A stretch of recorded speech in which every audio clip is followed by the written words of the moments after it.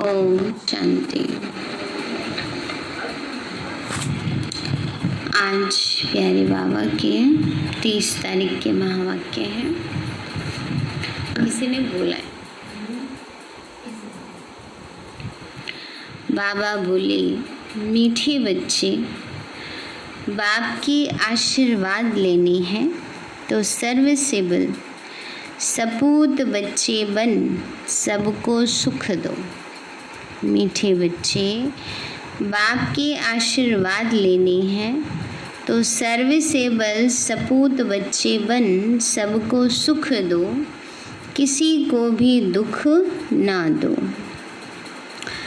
प्रश्न है, धर्मराज की सजाओं से छूटने के लिए किन ईश्वरीय नियमों पर ध्यान देना है? बाबा बोले, कभी भी ईश्वर के सामने प्रतिज्ञा कर उसकी अवज्ञा नहीं करना है।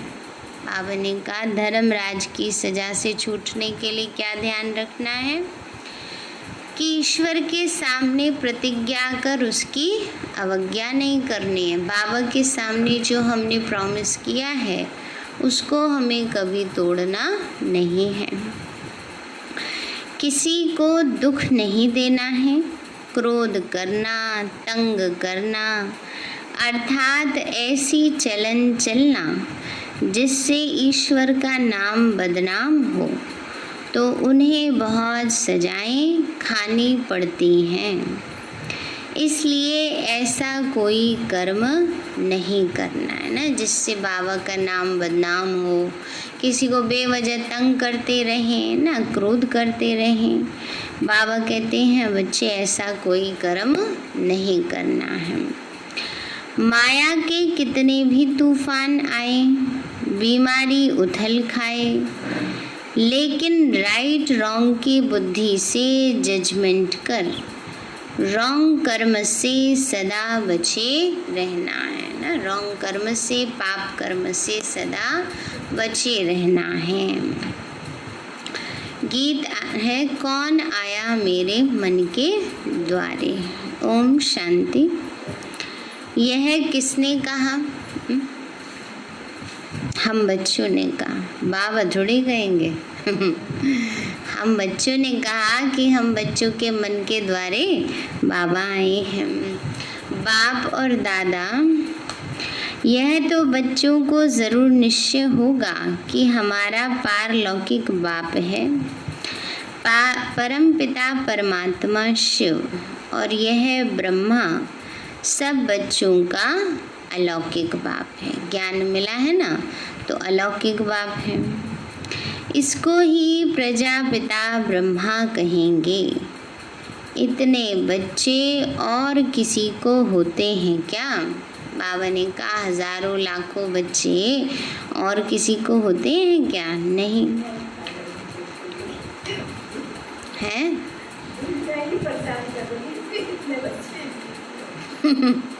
तो बाबा कहते हैं, इतने बच्चे और किसी को होते हैं क्या सिवाय प्रजापिता ब्रह्मा के? पहले नहीं होते हैं, पहले नहीं थे, जबकि बेहद के बाप ने इनमें प्रवेश किया। तो यह हो गया दादा। यह दादा खुद कहते हैं कि तुमको पारलौकिक बाप की प्रॉपर्टी मिलती है। पोत्रे हमेशा दादे के वारिस होते हैं, उनका बुद्धि योग दादे में जाता है ना। दादा की प्रॉपर्टी पोत्रे को मिलती है जन्म सिद्ध अधिकार के रूप में। बाप की प्रॉपर्टी पे तो फिर भी जन्म सिद्ध अधिकार नहीं होता है, लेकिन दादा की पे होता है। तो बाबा कहते हैं, बच्चे, पोत्रे हमेशा दादे के वारिस होते हैं, उनका बुद्धियोग दादे में जाता है क्योंकि दादे की प्रॉपर्टी का हक मिलना है। जैसे राजाओं के पास जो बच्चे जन्म लेते रहेंगे, ऐसे ही कहेंगे बड़ों की प्रॉपर्टी है। बड़ों की प्रॉपर्टी पर उन्हों का हक है ही। तुम बच्चे जानते हो, हम बेहद के बाप द्वारा बड़े ते बड़ी प्रॉपर्टी स्वर्ग की बादशाही ले रहे हैं। हमको वह बाप पढ़ा रहे हैं, तो अब तुम सम्मुख बैठे हो। सम्मुख का नशा भी नंबरवार पुरुषार्थ अनुसार रहता है। कोई के दिल में तो बड़ा लव रहता है कि हम ऊंचे ते ऊंचे भगवान के आकर इस साकार माता पिता द्वारा वारिस बनते हैं। बेहद का बाप बहुत मीठा है, जो हमको राजाई के लायक बनाते हैं। बाबा कहते बेहद का बाप बड़ा मीठा है। कैसे मीठा है? इतना सुख देता है, इतना सुख देता है, जो हमें विश्व का मालिक बना देता है। माया ने तो बिल्कुल ही क्या बना दिया है? नालायक बना दिया है। बाबा कहते हैं माया क्या करती है? नालायक बना देती है। कल बाबा के पास कोई मिलने के लिए आए थे, परंतु वह कुछ समझते थोड़े ही थे। बाबा ने समझाया यह सब ब्रह्मा कुमार हैं, तुम भी ब्रह्मा के वश बाबा के बच्चे हो। कहाँ हैं तो ज़रूर। यह सिर्फ सुनकर कहा, परंतु दिल में लगा नहीं। बाबा कहते कोई नए बाबा के पास मिलने आ जाते थे जैसे, तो बाबा ने उनको समझाया कि तुम भी ब्रह्मा कुमार हो, क्योंकि ब्रह्मा की संतान हो। भक्ति में भी कहते हैं ना, सब सारी सृष्टि ब्रह्मा ने संकल्प से रची है, तो इस नाते से भी सब ब्रह्मा की संतान हो गए। परंतु दिल में लगा नहीं, तीर लगा नहीं कि सचमुच हम उनके बच्चे हैं। यह भी उनके बच्चे हैं, वर्षा ले रहे हैं। वैसे ही हमारे पास भी कई बच्चे हैं जिनको बहुत थोड़ा ही बुद्धि में बैठता है। वो खुशी, वो रुहाब दिखाई ही नहीं पड़ता कि हम भगवान के बच्चे हैं, नहीं तो फॉरेन रॉयल्टी ना आ जाए ना। बाबा ने कहा वो खुशी, वो नशा दिखाई ही नहीं देता है। अंदर बड़ा खुशी का पारा चढ़ना चाहिए, वो सारा चेहरे पर भी आ जाता है। अभी तुम सजनियों का ज्ञान श्रृंगार हो रहा है। बाबा कहते हैं, कल भी बाबा ने कहा था ना, बाबा श्रृंगार करते हैं। वो तो नरक की परियां हैं, बाबा स्वर्ग की परियां बनाते हैं ना। तो बाबा कहते हैं बच्चे, अभी तुम सजनियों का ज्ञान श्रृंगार हो रहा है। तुम जानते हो हम साजन की सजनियां हैं। एक खैरूत की लड़की की कहानी है। खेती का काम करने वाले किसान की लड़की थी। एक राजा खैरूत की लड़की को ले आया, परंतु फिर भी उसे राजाई में मजा ही नहीं आया। बाबा कहते हैं जैसे राजा लेके आया, लेकिन संस्कार तो उसके बदले ही नहीं, तो उसको वो सुख भाषा ही नहीं। ऐसे बाबा के पास आ जाते हैं, वो संस्कार अपने बदलते ही नहीं है, वैसे के वैसे ही चलना, बोलना, पहनना, उड़ना सब वैसे ही रहता है, खाना पीना, तो कहाँ देवी संस्कार आएंगे ना। तो इसलिए बाबा कहते हैं जो देवी देवता बनने वाले होते हैं ना, उनको संस्कार लाने में मेहनत नहीं करनी पड़ती। बाबा ने एक बारी संदेश में दिया था, संदेशी गई तो बाबा ने उनको 3 प्रकार के गुलाब के फूल दिखाए कि एक जो थे वो लोहे के गुलाब हैं। अब लोहे का जो गुलाब का फूल होगा उसको क्या करना पड़ता है, उसको बहुत ठोका पीटी करनी पड़ती है, अग्नि में तपाना पड़ता है, फिर उसको ठोकना पड़ता है, तब वो जा कर के मोल्ड होता है। दूसरा दिखाया पीतल का, तांबे का ना, उनको क्या है, उसको थोड़ा वो करेंगे, और क्योंकि वो तो जल्दी पकड़ता है ना आग, तो उसको भी थोड़ा तपाना पड़ता है अग्नि में, और तब वो मोल्ड होता है।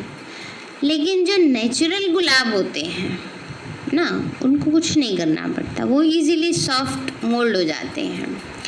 ऐसे ही बाबा ने बताया कि जो बच्चे रूहे गुलाब हैं, जो देवी कुल की आत्मा होंगी, वो नेचुरली अपने आप को इजीली चेंज कर लेती हैं, उनके अंदर इजीली देवी संस्कार आ जाते हैं।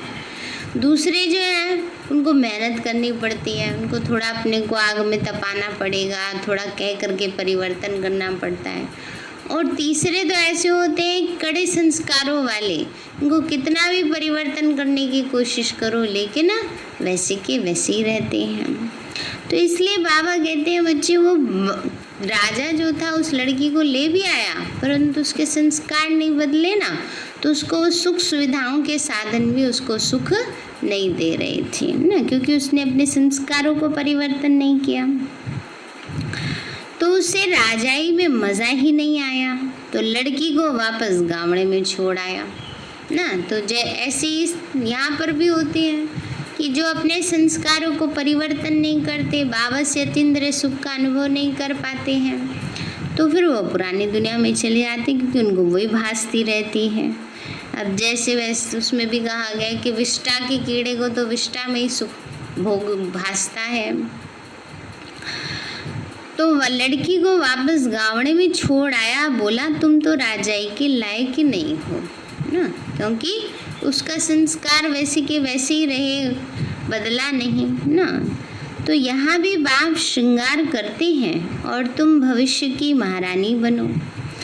कृष्ण के लिए भी कहते हैं भगाया, पटरानी बनाने के लिए, परंतु कुछ समझते नहीं, सब हैं रिलीजियस माइंडेड।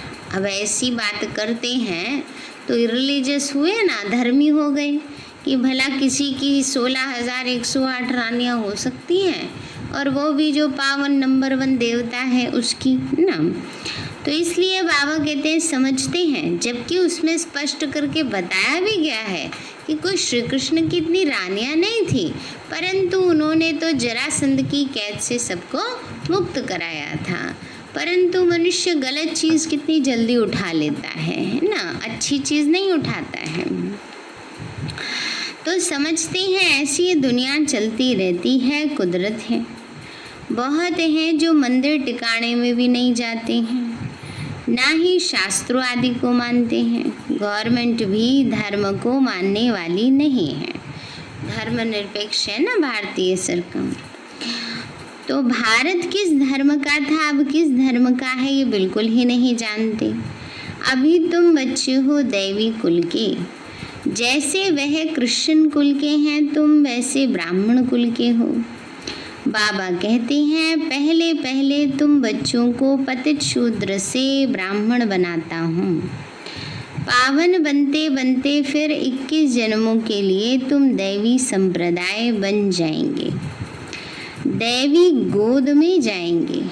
आगे थे आसुरी गोद में, आसुरी गोद से तुम फिर ईश्वरीय गोद में आए हो। एक बाप के बच्चे भाई बहन हैं, यह एक वंडर है। सब कहेंगे हम ब्राह्मण कुल के हैं, हमको तो श्रीमत पर चलना है, सबको सुख देना है, रास्ता बताना है। दुनिया में कोई नहीं जो मुख से कहे कि बेहद के बाप से बेहद का वर्षा कैसे लिया जाता है। तुमको तो बेहद का बाप मिला है, तुम ही उनके बच्चे बने हो। बुद्धि से जानते हो कल्प पहले जिन्होंने बाप से वर्षा लिया होगा वही आकर लेंगे। थोड़ा भी बुद्धि में होगा तो कभी ना कभी आकर पहुँचेंगे, आएंगे तो कुछ ना कुछ लेने के लिए ही। तुम्हारे में भी नंबरवार जानते हैं, आज पावन बनने के लिए आए हैं और कल फिर पतित बन पड़ते हैं। बाबा ने कहा तुम्हारे में भी नंबरवार जानते हैं, आज पावन बनते कल पतित बन जाते। जिसका किसका खराब संग लगने से भूल जाते हैं कि बाप का बनकर फिर बाप को छोड़ा तो बहुत पाप आत्मा हो जाते हैं। जैसे कोई किसी का खून करते हैं तो पाप लगता है, वह पाप भी थोड़ा है।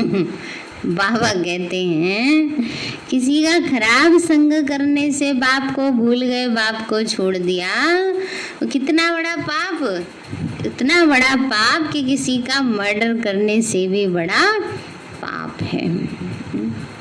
बाबा ने कहा किसी का खून करते वो पाप लगता, उससे भी बड़ा पाप हो जाता कि भगवान को संग दोष में आकर छोड़कर चले जाते हैं।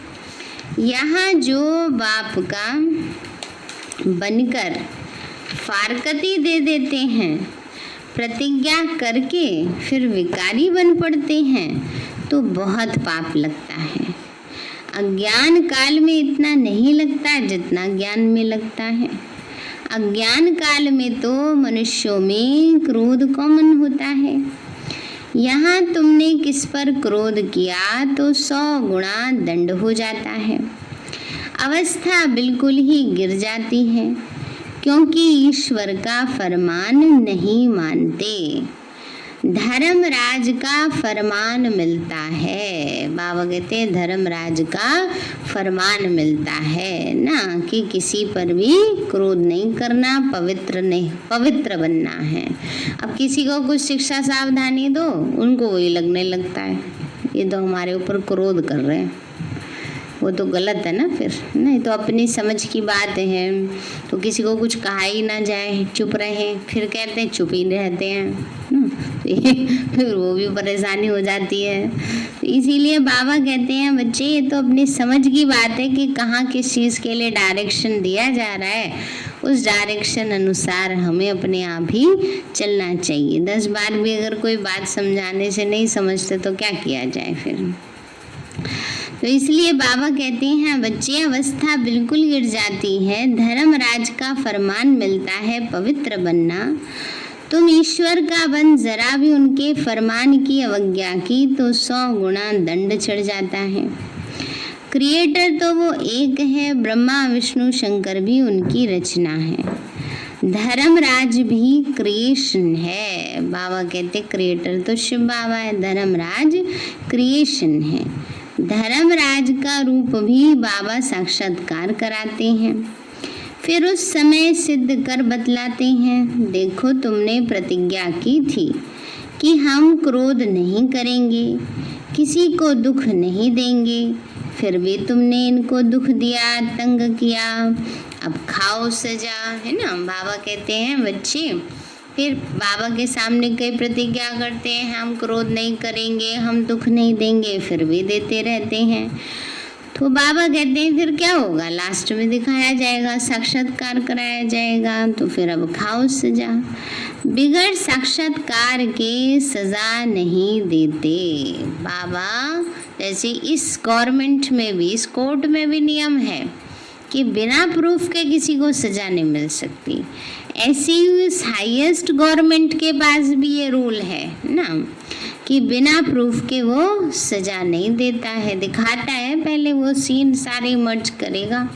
देखो तुमने यहाँ ये गलती की, तुमने यहाँ ये गलती की, इसकी ये सजा है। तो बाबा कहते हैं प्रूफ तो चाहिए ना। वह भी समझते हैं बरोबर मैंने बाप को छोड़कर यह कुकर्म किया। बदनामी कराने से फिर बहुतों पर आफत आ जाती है। फिर पाप कर्म तो एक करता है, छोड़कर तो एक जाते हैं। फिर क्या होता है, लोग कहते किसको हैं, सबको कहने लगते हैं फिर वो ना, क्योंकि लोगों को तो चाहिए बातें बनाने के लिए, है ना। इसीलिए वो क्या कहते हैं, देखो ये तो ऐसे ही होते हैं ओम शांति वाले कह देते हैं ना। तो नाम किसका बदनाम हुआ, बाबा का बदनाम हुआ, है ना, बाबा के बच्चों का बदनाम हुआ। तो फिर किस पर जाएगा, सबका पाप का बोझ सातवां पड़ जाएगा। तो इसलिए बदनामी कराने से फिर बहुतों पर आफत आ जाती है। कितनी अबलाएं बंधन में आ जाती हैं। फिर थोड़ा जिसके जो सहयोगी बने होते हैं परिवार वाले, वो ऐसी ऐसी बातें सुनकर और एंटी हो जाते हैं, कहेंगे तुम भी घर बैठो चुपचाप, कहीं नहीं जाना है ना। तो फिर एक आत्मा की गलती से क्या होता है, सबको परेशानी झेलनी पड़ती है ना। तो बदनामी कराने से बहुतों पर आफत आ जाती है, कितनी अबलाएं बंधन में आ जाती हैं। सारा दंड किस पे आएगा उस बदनामी कराने वाले पर आएगा।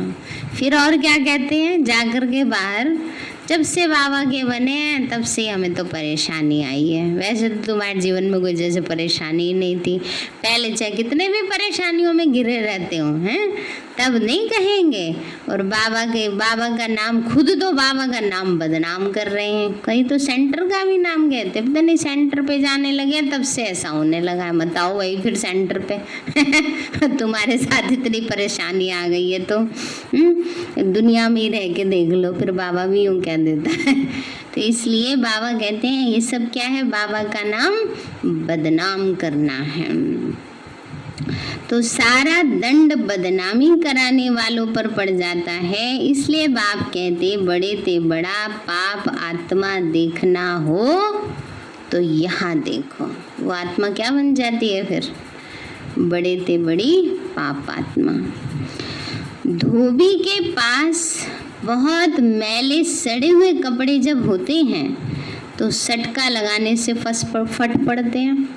बाबा कहते हैं अपनी मैल नहीं देखेंगे कि हमारे अंदर कितना मैल है। जरा सी शिक्षा सावधानी मिलती है, थोड़ा स्ट्रिक्टनेस बढ़ती जाती है तो बस फट पड़ते हैं ना। फट पड़ते मैंने डिससर्विस करने लगते हैं, सब जगह जाके बदनामी करने लगते हैं बाबा के घर की।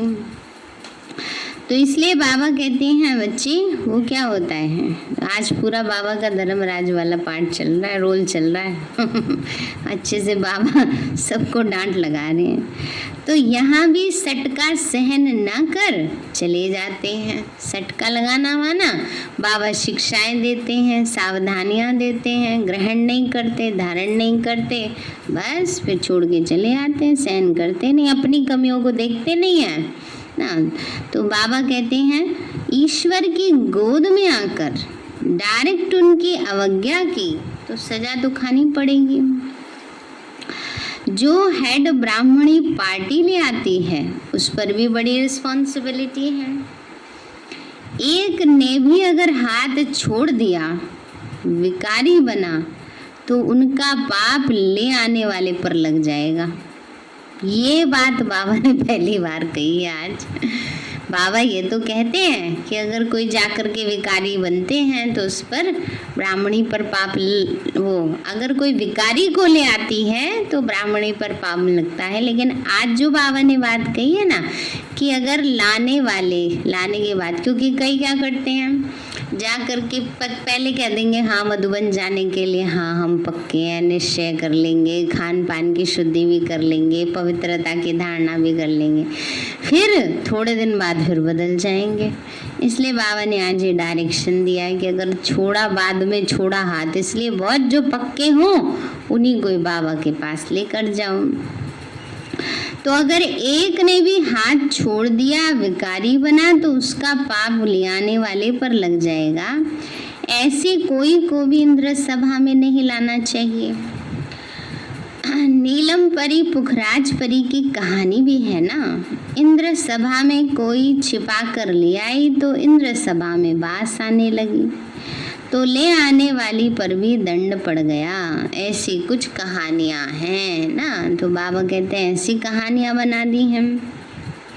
जैसे दिखाते हैं गंगा की कहानी, गंगा को अपने 8 पुत्र क्यों बहाने पड़े, क्योंकि वो सब श्रापित हो गए थे ना। गंगा की कहानी दिखाते हैं ना, शांतनु की और गंगा की, कि पिछले जन्म में गंगा स्वर्ग लोक में थी ना। तो वहाँ पर वो शांतनु अपने पिछले जन्म में साधारण मनुष्य थे, उस जन्म में भी राजा थे, तो उनको स्वर्ग लोक में ले गई, तब श्रापित हो गए दोनों। तो इस कारण से फिर कहा कि अब तुम्हें मृत्यु लोक पर जाना पड़ेगा। तो गंगा को भी और शांतनु, राजा शांतनु को भी मृत्यु लोक माना पृथ्वी लोक पर आना पड़ा। तो जो भी संतान जन्म लेती थी वो उसको बहा देती थी ताकि वो श्राप से मुक्त हो जाए, परंतु लास्ट का 8वां बचा लिया। तो सारा जीवन उसका कैसा निकला, दुख में निकला है ना। इसीलिए वो तो पवित्र आत्मा थी, भीष्म प्रतिज्ञा की थी, जिसके कारण इच्छा मृत्यु का वरदान मिल गया था। तो इसलिए बाबा कहते हैं बच्चे ऐसी कहानियां हैं। तो यह वह पत्थर बन गई, बाबा पारसनाथ बनाते। फिर अगर अवज्ञा की तो पत्थर बन जाते। पत्थर कैसे बन जाते? शरीर थोड़ी पत्थर का बन जाएगा, बुद्धि पत्थर की बन जाती है। कितना भी पानी डालो कुछ बदलते ही नहीं है ना। जैसे पत्थर पे पानी डालो तो क्या होता है? कुछ फर्क पड़ता है? कुछ पड़ता ही नहीं है। ऐसे पत्थर बुद्धि बन जाते हैं, कितना भी समझाओ समझते नहीं।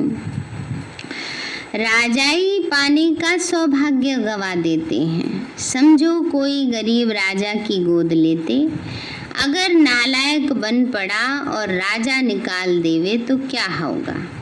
फिर कंगाल के कंगाल बन पड़ेंगे। यहाँ भी ऐसे हैं, फिर बहुत दुख महसूस होगा। इसीलिए बाप कह देते हैं कभी भी कोई अवज्ञा नहीं करना। बाप है साधारण, इसलिए शिव बाबा को भूल साकार में बुद्धि आ जाती है। अब तुम बच्चों को श्रीमत मिलती है, जो गंदे बन पड़ते हैं ऐसे फिर इंद्र सभा में बैठ न सके। हर एक सेंटर इंद्रप्रस्थ है, जहाँ ज्ञान की वर्षा हो रही है। अभी हम सब पे क्या हो रही है? ज्ञान की वर्षा हो रही है। नीलम परी पुखराज परी नाम तो है ना। नीलम रतन को कहते हैं, यह बच्चों पर नाम रखे जाते हैं। कोई तो बहुत अच्छा जैसे रत्न है, कोई फ्लो नहीं है। फ्लो माना कमी नहीं है कोई, है ना। तो बाबा कहते हैं जवाहरात में कोई कोई बहुत दागी होते हैं। जो हीरा होता है ना, उसमें भी किसी किसी में बहुत दाग होते हैं, तो उसको कट करना पड़ता है। तो किसी में बिल्कुल दाग नहीं होते, एकदम क्लियर होता है ना, तो उसकी वैल्यू बहुत होती है। कोई एकदम प्योर होते हैं, यहाँ भी नंबरवार रत्न है। कोई कोई रत्न बहुत वैल्यूबल हैं, बहुत अच्छी सर्विस करते। कोई तो सर्विस के बदले डिसर्विस करते हैं, है ना। गुलाब के फूल और अक के फूल, कितना फर्क है, देखा है ना। गुलाब का फूल और अक का फूल देखा है सबने, कैसा होता है। शिव पर दोनों चढ़ाते हैं, है ना। तो बाबा कहते हैं, वो बाबा के बच्चे तो बन गए, बाबा बाबा कहना सीख लिया, पर संस्कार नहीं बदले। वो क्या है? अक के फूल हैं ना। और जो दैवी संस्कार बना लेते हैं, दिव्य गुणों की खुशबू स्वयं भर लेते हैं, वो गुलाब के फूल हैं। शिव पर दोनों चढ़ाते हैं। अब तुम जान गए हो हमारे में कौन कौन फूल हैं। उनकी ही सब मांगनी करते हैं कि बाबा हमको अच्छे अच्छे फूल दो, माना अच्छे अच्छे बच्चे भेजो। अब अच्छे अच्छे फूल कहाँ से लाएं? बाबा कहते हैं खुद बनो ना। खुद क्यों नहीं बनते हो? अच्छे अच्छे फूल कहाँ से लाए बाबा? रतन जोत फूल तो कॉमन होते हैं, यह बगीचा है ना। तुम ज्ञान गंगाएं भी हो, बाबा तो सागर ठहरा। यह है ब्रह्मपुत्रा बड़ेते बड़ी नदी। कलकत्ते में ब्रह्मपुत्रा नदी बहुत बड़ी है, जहाँ सागर और नदी का बड़ा भारी मेला लगता है। बरोबर ज्ञान सागर बाबा है, यह चैतन्य ज्ञान सागर है। तुम भी चैतन्य ज्ञान नदियाँ हो, वह तो है पानी की नदियाँ। वास्तव में नदियों पर नाम पड़ा है, परंतु आसुरी संप्रदाय यह भी भूल गए हैं। हरिद्वार में गंगा के किनारे पर चतुर्भुज का चित्र दिखाते हैं, उनको भी गंगा कहते हैं, परंतु मनुष्य समझते नहीं कि यह चतुर्भुज कौन है। बरोबर इस समय तुम सुदर्शन चक्रधारी बनते हो। बाबा कहते इस समय कौन है? हम सभी स्वदर्शन चक्रधारी। तुम हो सच्ची ज्ञान नदियाँ, वो हैं पानी की, वहाँ जाकर स्नान करते हैं। समझते तो कुछ भी नहीं, बस देवी है। मनुष्य को तो कभी 4-8 भुजा होती नहीं, कुछ भी अर्थ नहीं समझते। तुम बच्चे जानते हो बाबा हमको क्या से क्या बनाते हैं। हम तो 100% बेसमझ थे, बाबा की गोद लेने से हम स्वर्ग के मालिक बनते हैं। भले यहाँ कोई राजा हो, परंतु स्वर्ग के सुख और अभी के सुख में तो रात दिन का फर्क है। तुम्हारे में कोई ऐसे भी हैं जो बाप को नहीं समझते तो अपने को भी नहीं समझते। देखना चाहिए कि मैं कितनी खुशबू देता हूँ। बाबा कहते हैं देखो अपने अंदर मैं कितनी खुशबू देता हूँ। कैसे? परफ्यूम लगा करके खुशबू आ जाए हैं? गुणों की खुशबू। कितनी आत्मा गुणवान बनी है, कितने गुणों का दान करते हैं। बाबा कहते बच्चे देखना है अपने को मैं कितनी खुशबू देता हूँ। उल्टा सुल्टा तो नहीं बोलता हूँ, क्रोध तो नहीं करता हूँ। बात तो झट चलन से समझ लेते हैं बच्चा कैसा होगा। सर्विसेबल बच्चे बाप को बहुत प्यारे लगते हैं। सब तो एक जैसे प्यारे नहीं लग सकते हैं। ऐसे बच्चों के लिए अंदर से ऑटोमेटिकली आशीर्वाद निकलती है। बाप का नाफरमान बरदार बच्चा होगा तो बाप कहेगा, क्या कहेंगे ऐसे बच्चे के लिए? लौकिक में भी क्या कहते हैं? और नालायक बच्चा होगा तो क्या कहेंगे उसके लिए? क्या सोचते हैं? इससे तो ना होता तो अच्छा था, कह देते हैं ना। तो बाबा भी कहते हैं बच्चे जो नाफरमान बरदार बच्चा होगा तो बाबा कहते हैं ऐसा बच्चा तो मुआ भला। मुआ बना मना मरा भला। कितना नाम बदनाम करते हैं। इसको कहा जाता है तकदीर। किसी की तकदीर में क्या है झट पता लग जाता है। बाबा समझाते हैं यह सपूत बच्चा है, वो कपूत बच्चा है। बाप दादा को नहीं पहचाना, तकदीर में वर्षा लेना नहीं है तो क्या करेंगे। इस ज्ञान मार्ग में कायदे बड़े कड़े हैं। बाप पवित्र बने और बच्चे ना बने तो वह बच्चा हकदार नहीं हो सकता। उनको बच्चा नहीं कहेंगे, फिर कहेंगे हम तो शिव बाबा को वारिस बनाएंगे तो बाबा 21 जन्म हमको रिटर्न देंगे। इसका मतलब ये नहीं कि बाबा के पास आके बैठ जाना है, नहीं। गृहस्थ व्यवहार में रहते सबको संभालना भी है, परंतु ट्रस्टी होकर रहना है, निमित्त समझना है अपने आप को। ऐसे नहीं कि तुम्हारे बच्चों आदि को बाप बैठ संभालेंगे, नहीं। ऐसे ख्यालात वाले तो भटक पड़ते हैं। यहाँ बाबा के पास तो बिल्कुल ही पवित्र चाहिए, है ना। कई सोचते हैं हम तो सब अपना बाबा पर समर्पण कर देंगे तो बाबा हमारे बच्चों की रखवाल करे, संभाल करे। बाबा ये थोड़ी कहते हैं ना। बाबा कहते हैं बच्चे रखवाल संभाल तो तुम्हें स्वयं ही करनी है, बाकी जो भी कुछ तुम्हारा उसकी भी तुम्हें निमित्त बनकर संभाल करनी है। अपवित्र कोई भी बैठ न सके, नहीं तो पत्थर बुद्धि बन जाएंगे। बाबा कोई श्राप नहीं देते, ये तो लॉ है। बाबा ने कहा ये नहीं बाबा कह रहे हैं तो ये कोई बाबा श्राप दे रहे हैं, पर ये तो एक नियम है। बाबा कहते फिर खबरदार रहना, कर्मेंद्रियों से कोई पाप किया तो यह मरा।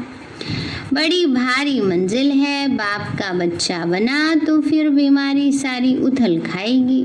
डरना नहीं, है ना। फिर बाबा कहते हैं बाबा का बच्चा बनते हैं तो कईयों के ऐसे संस्कार भी निकल के सामने आ जाते हैं। घर वाले कहते हैं ये तो ऐसे है नहीं, लेकिन सेंटर पर होते हैं तो फिर उनके ऐसे ऐसे संस्कार बाहर निकल करके आते हैं ना। अज्ञानपन में ऐसे संस्कार नहीं दिखाए जाएंगे जो ज्ञान में चलने के बाद आते हैं, क्योंकि अंदर की बीमारी ज्ञान बाहर निकालता है। जैसे मंथन किया तो पहले क्या निकला, क्या निकला? विष निकला, है ना। तो अंदर जब ज्ञान जाने लगता है तो अंदर का विष बाहर निकलने लगता है। तो बाबा कहते हैं बच्चे उसमें डरना नहीं चाहिए। वैद्य लोग भी कहते हैं फलानी दवाई से तुम्हारी बीमारी बाहर निकलेगी, तुम डरना नहीं। बाप भी खुद कहते हैं तुम बाप के बनेंगे तो माया रावण तुमको बहुत हैरान करेगा। खूब तूफान में ले आएगा। अभी तुमको रॉन्ग और राइट की बुद्धि मिली है और कोई को रॉन्ग राइट की बुद्धि नहीं है। सबकी है विनाश काले विपरीत बुद्धि। प्रीत बुद्धि तुम्हारे में भी नंबरवार पुरुषार्थ अनुसार है। प्रीत बुद्धि वाले बाप की सर्विस बहुत अच्छी करेंगे। बाबा से सच्ची जिसकी प्रीत होगी वो सेवा भी अच्छी करेंगे, दिल से करेंगे। और जिसकी प्रीत नहीं होगी वो कैसे करेंगे? काम उतारू करेंगे, है ना। तो नंबर भी फिर वैसे ही मिलते हैं। इसलिए बाबा कहते हैं मुझे सच्ची बाप से प्रीत रखो। अच्छा मीठे मीठे सिक्के लदे बच्चों प्रति माता पिता